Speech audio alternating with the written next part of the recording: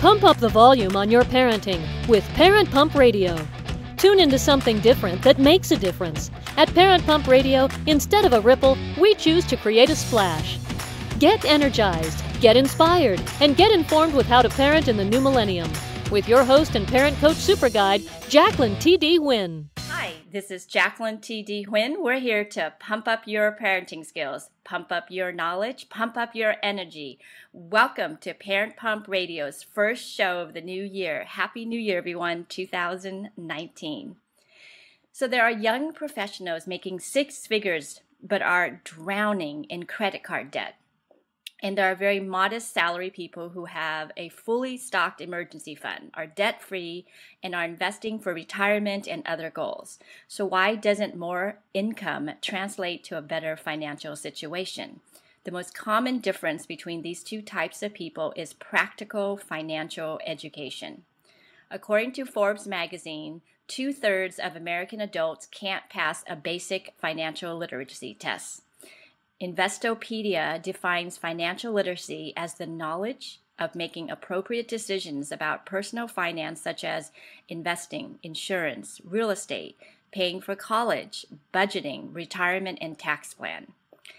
Because of this, Parent Pump Radio will be bringing on many expert guests this year to help educate you on money, tax, debts, student loans, investment, and ways to cash flow.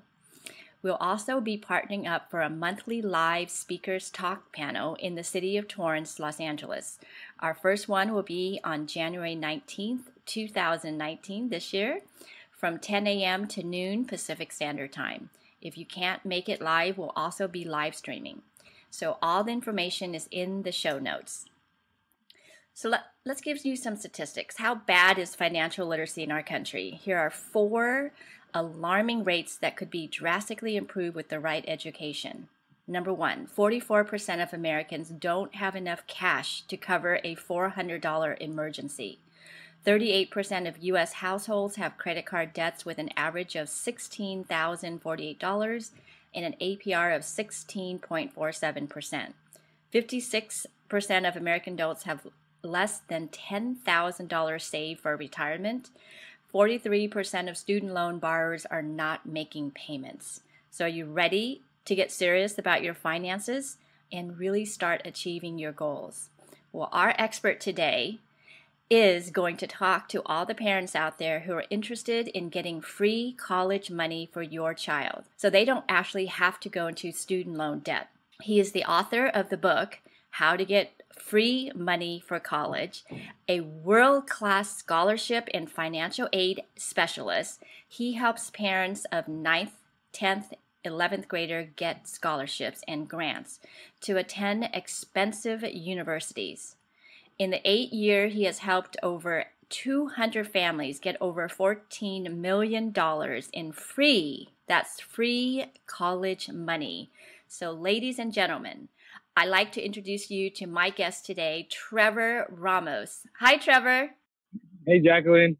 Hey, thanks for having me. Oh my gosh, thank you. I know this is going to be an episode that's going to be listened by a lot of people just from that, title of your book. Oh, yeah. And it makes it more epic because I'm actually in Texas with my family, and it's so loud at the house that I just parked up a corner at Starbucks. I'm sitting outside. So if you see, people behind me, if you hear things, that's just the background. That's where I'm at. Yep. Hey, we got to get you anywhere you're at. So we can get you at Starbucks outside. That's fine. You got a really, really good message. Yeah, I'm happy to share it. It's definitely an important time to talk about it. Especially when student loans are at trillion-dollar rates right now. Let's talk about you, because your secret to success actually came out of a personal need. I'd like to tell us what happened. Yeah, well, I've been at this for 9 years now, but it all started right here in this town. I went to my counselor's office. I had a 2.8 GPA because I played football and I ran track and field. I thought that's how I was going to get a scholarship. But it turned out that basically I was a foot too short and 100 pounds too light to, play Division I football for, USC and places like that. So couldn't do that. And then I ended up with a 2.8 GPA because I spent all the time in the gym, not much time really working on my grades and so forth. So what I did is I kind of locked myself in bookstores and libraries for a year and figured out, how to get better scores, how to get better grades, how to find the right college for myself. As much as I could understand about, financial aid and scholarships, and I ended up getting $165,000 to go to Boston University at a time when I didn't even think that I could get accepted to a four-year college.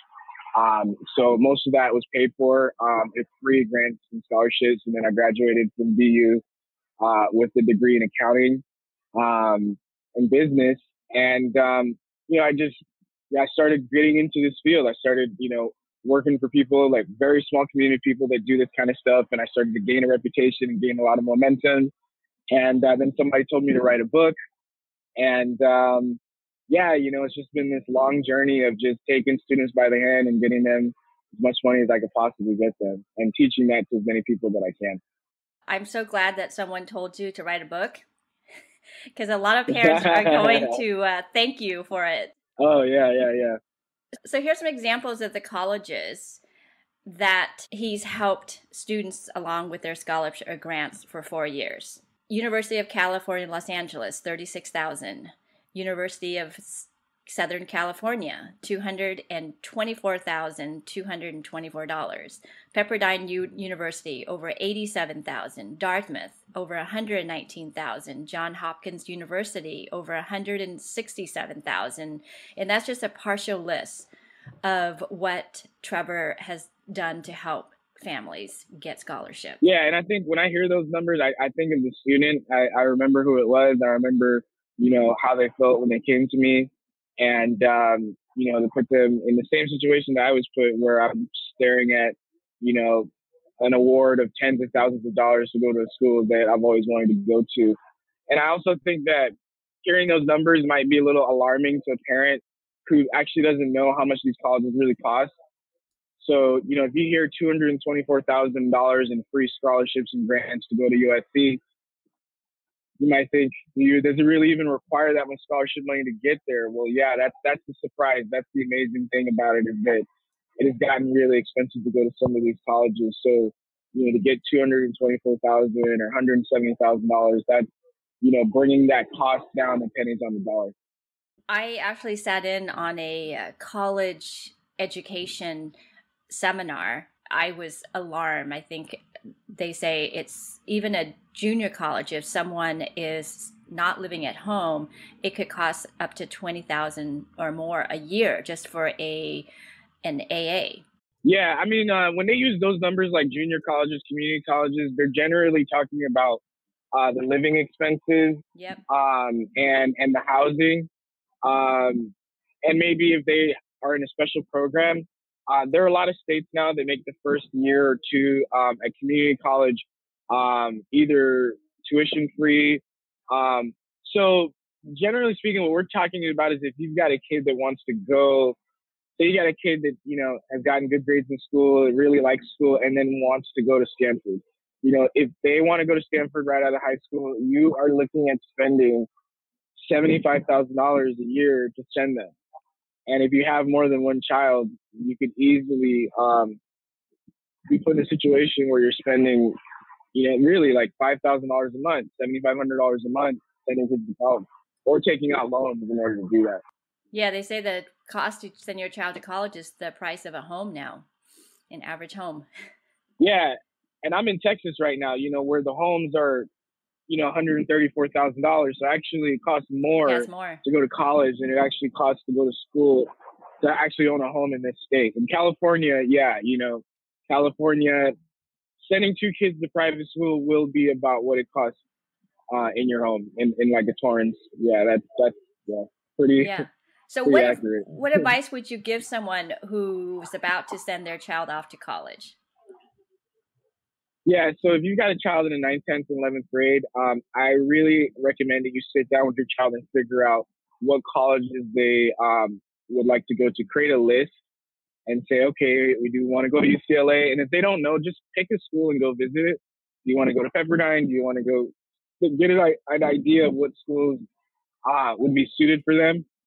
And then I'd recommend that they go on a computer and type in EFC calculator.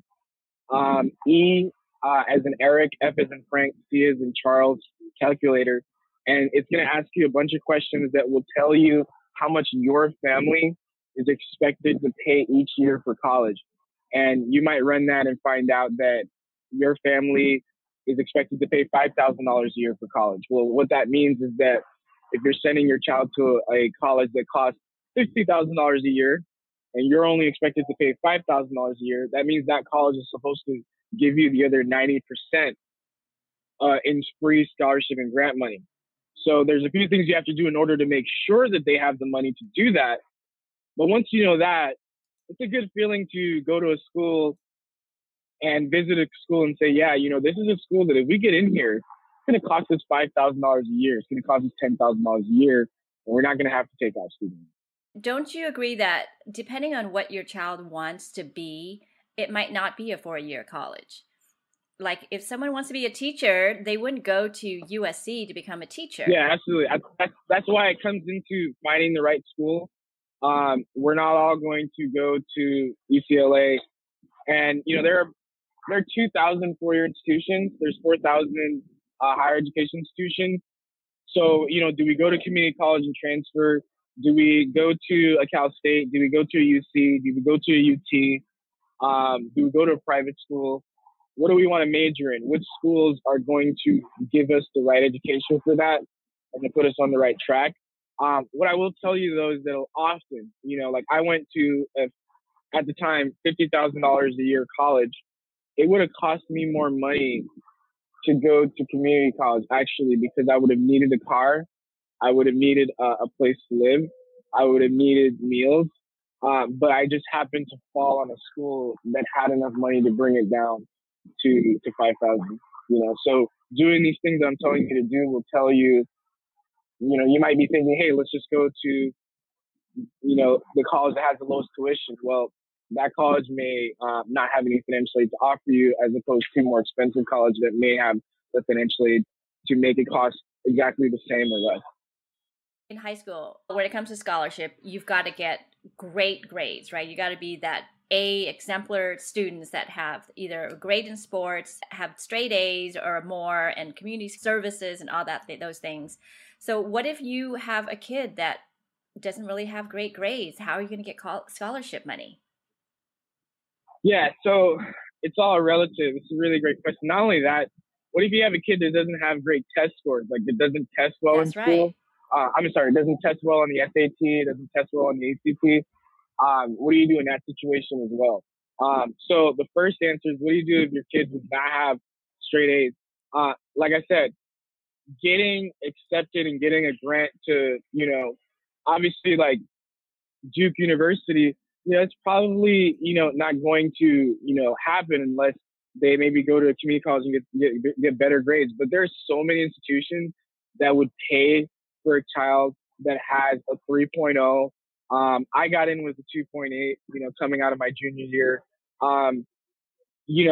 We're not talking, we're not talking about the top 10 institutions in the country, but there are so many institutions that want students, and are looking for things behind the grades and the test scores that you'll still, end up getting into several of them that are willing to pay for them to attend. Like I've gotten students with 2.8s into Woodbury, like 130 grand into Woodbury. I've gotten students, money to go to Pacific Lutheran. I remember I had a student with a 2.6 that got an academic achievement scholarship to Pacific Lutheran. And the parent, she says, I still laugh every time I see it, because it doesn't make any sense. But, it's all on what they want from you. And then, have the kids with test scores. A lot of schools are getting away from using SAT and ACT as a way of evaluating the student's performance in college. So, schools are test optional. So if you want to know what schools are test optional, meaning that you don't have to send them an SAT score or an ACT score at all, then just type in test optional colleges. And, University of Chicago just became test optional. George Washington is test optional. Wake Forest, Holy Cross. So these are top colleges where if you've got just the worst SAT score ever, you don't even have to show it to them and you may still get accepted. Oh, wow. That's really and get interesting. money. Really. Yeah. Yeah. Okay. Say a parent makes too much money to qualify for a financial aid. How do you get financial aid then? Yeah. So, all right. Okay. So what I deal with are the people that make too much money to qualify for government aid, like Pell grants and even Cal grants, but not enough to pay $2,500, $7,500 a month to send their child to college. So these are the people in the middle, which it is more difficult for those people because the people that make a lot of money, like make millions, they don't really care about, you know, they don't mind spending that kind of money. Some of them are very smart with their money, which is part of what we're talking about, believe it or not. So I do get people that earn a lot of money that still don't want to spend 300 grand on each of their children.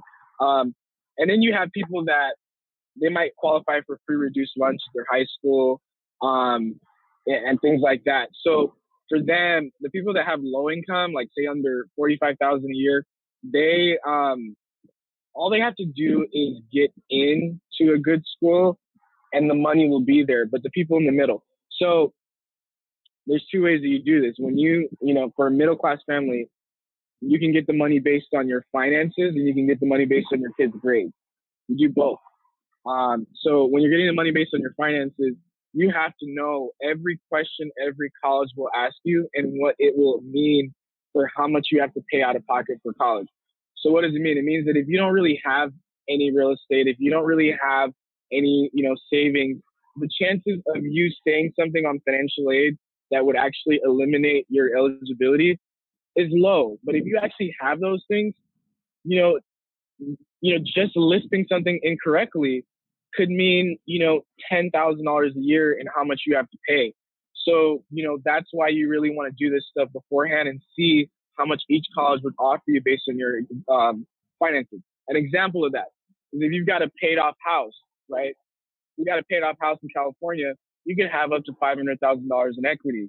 Well, there's some colleges that will ask you to list the equity in your home as an asset in financial aid forms. These are colleges like USC. These are colleges like Claremont, McKenna, Pitzer, and there are colleges that don't. These are colleges like Pepperdine University. These are colleges like UCLA, like Chapman. So just, looking at schools that don't look at the equity in your home would make a huge difference in how much you have to pay at these two different schools. So that's, need-based aid, and that's how, you can understand, the system there. And then the other way is just based on your grades. There are schools, like I said, that will give out, $20,000 a year, $30,000 a year, 25,000 just if a kid has a certain GPA. And many times on these schools' websites, they'll say if you got a 3.4 GPA and you got a 1,200 on your SAT, we'll give you $10,000 a year, right? So that's what you do if you're, middle income and, you want to make sure that you can get the most in grants and scholarships.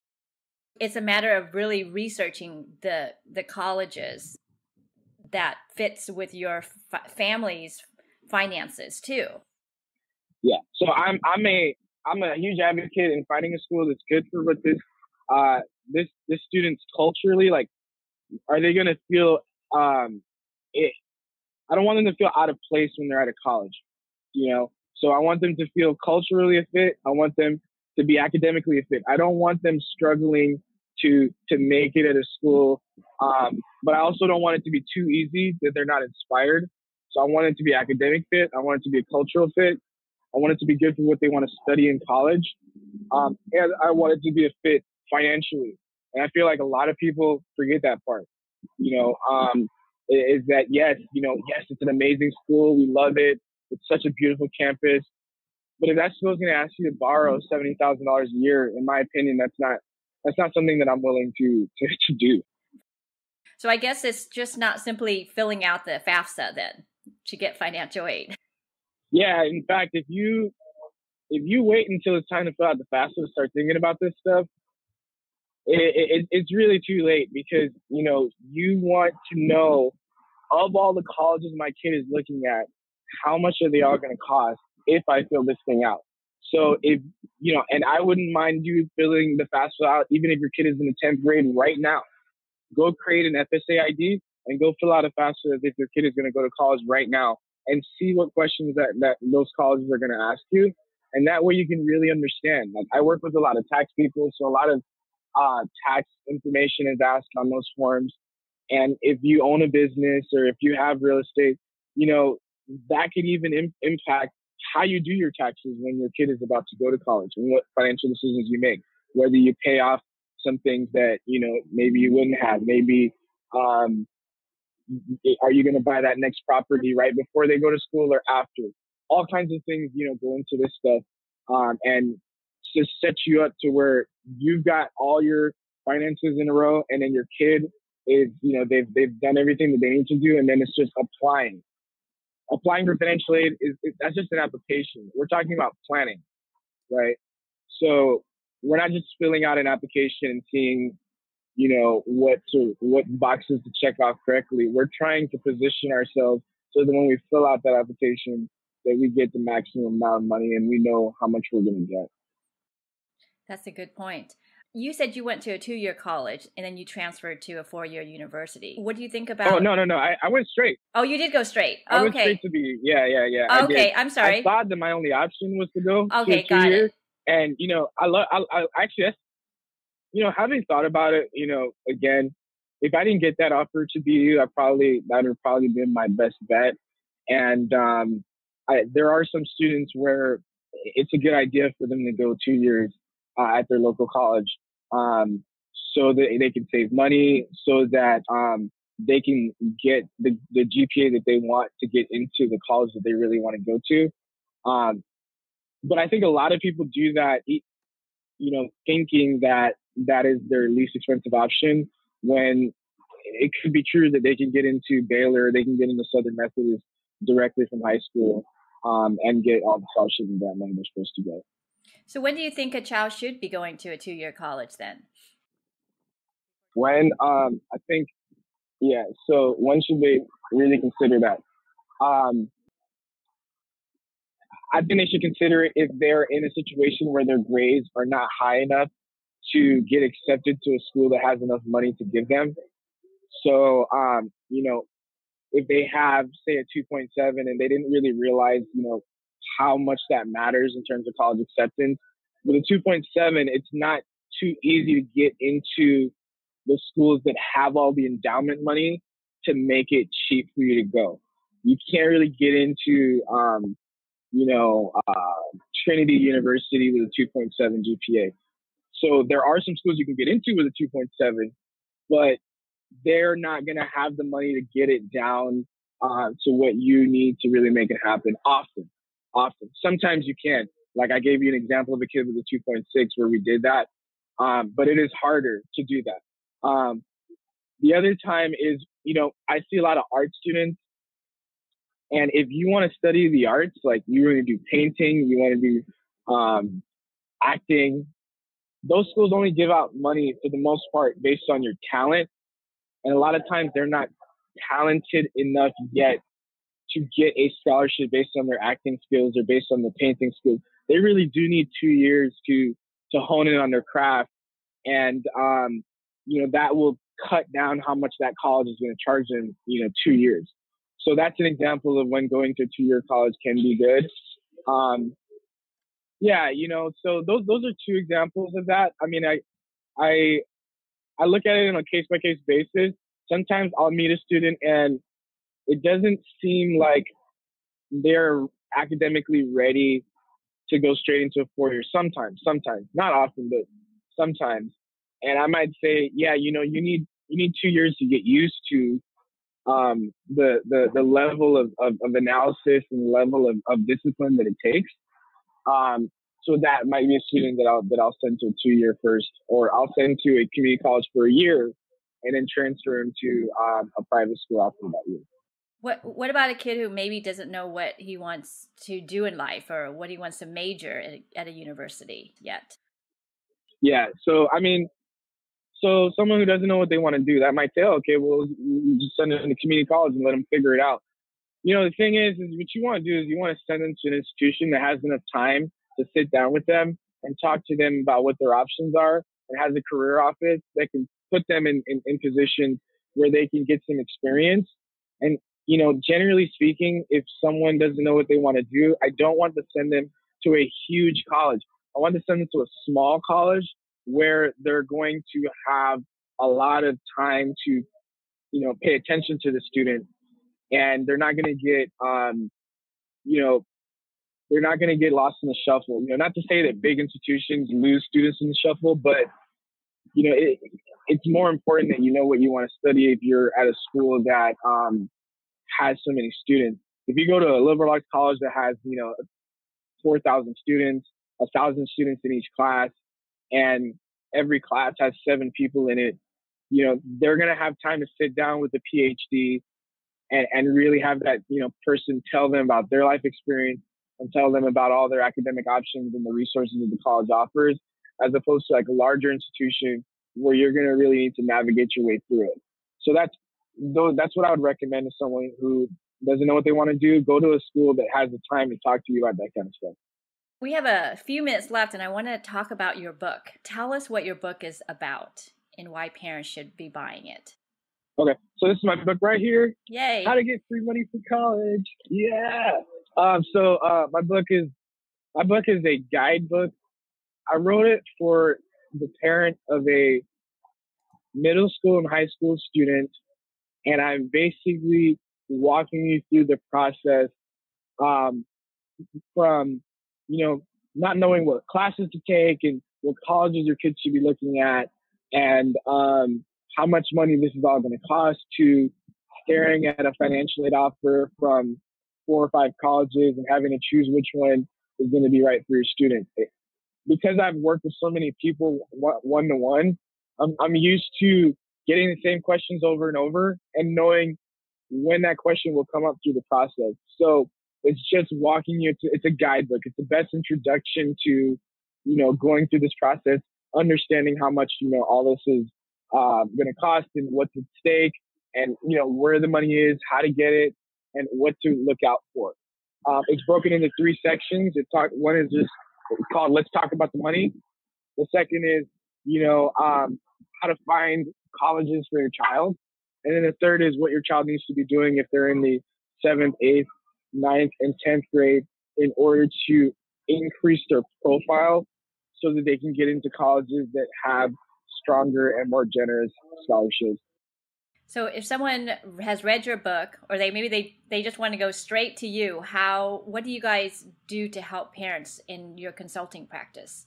Yeah, so I deal with the students and the parents.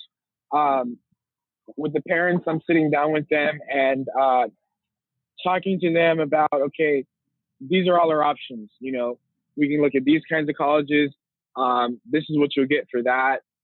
Looking at your finances, this is how much you can get.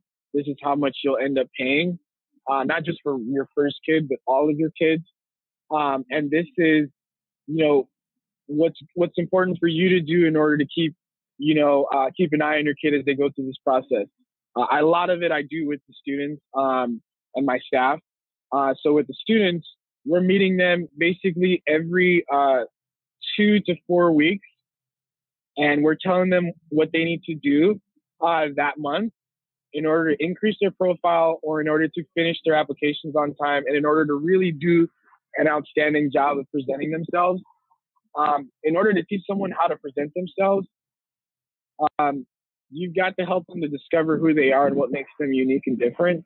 So that's what takes time. And we want to also put them through experiences, so sending them to these colleges and sending them through leadership programs and telling them to volunteer their time and helping them to think about hobbies and cool things that they find interesting, and getting them to pursue those things are what puts you in a position to where when a college asks you, tell me about yourself, did you have such an amazing answer that college is willing to give you a lot of money to come to their school for. So last question, when's the best time for students to be going to you? So I like to see students in the 9th, 10th, and 11th grade. I do get calls from parents when their kid is in the 12th grade, and often I don't have enough time to really perform what I really need to perform. I really only have a couple of months. So if I can catch them in ninth grade, I can catch them in 10th grade, I can build them up so that, they have so many options in terms of colleges, and we can really work on getting the finances set up so that they can get a lot of money. I also see students that are going to community college. So they say, okay, I want to transfer by 2020 or 2021. And I'll say, okay, well, this is what you want to do if you want to be able to transfer to a school like this, or, if you want to transfer to University of Chicago, if you want to transfer to Loyola Chicago. So I see those students as well. Awesome. Tell us your website. So my website is collegefundingremedies.com. So collegefunding, REMEDIES.com. You can also just Google Trevor Ramos, how to get free money for college, and you'll start getting plugged into my information.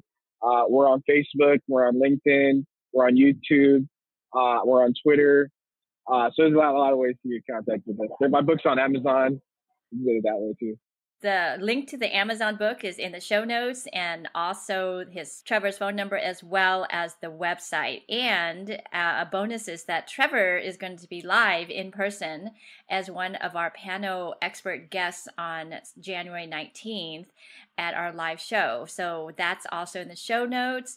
We'll also be doing some Facebook Live this coming month, so you'll get a lot of access to Trevor. Well, thank you so much, Trevor. I appreciate you coming to the interview at Starbucks.